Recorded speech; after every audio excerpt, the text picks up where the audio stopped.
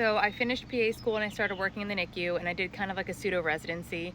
So they trained me and worked under the doctors and the NPs while they taught me a bunch of stuff about the NICU so that I could kind of get caught up to speed, since you don't get a lot of NICU in PA school.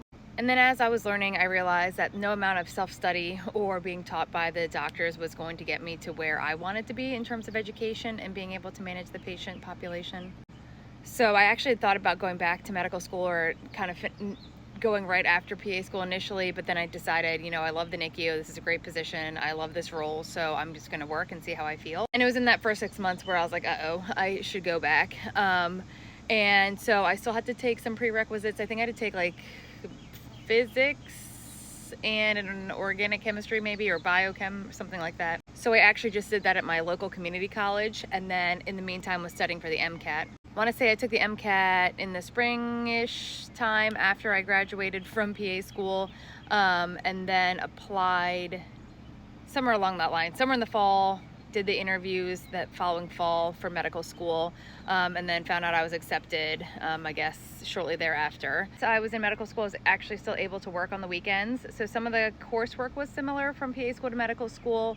I had a cadaver lab in PA school. I also had a cadaver lab in medical school, so that was fun to do that again.